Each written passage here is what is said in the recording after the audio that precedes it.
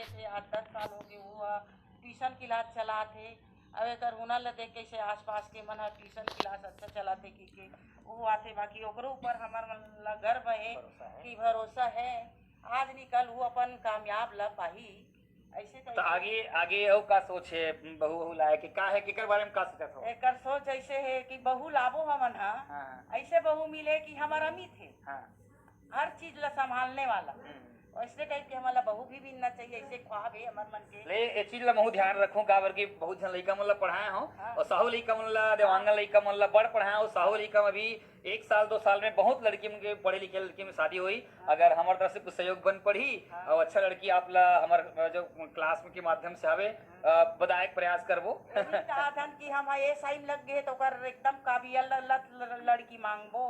वही है में हमारा ऐसे लड़की चाहिए कि हमार घर ला संवार सके अमित ला संवार सके हमार जैसे टाइप के हमार घर चल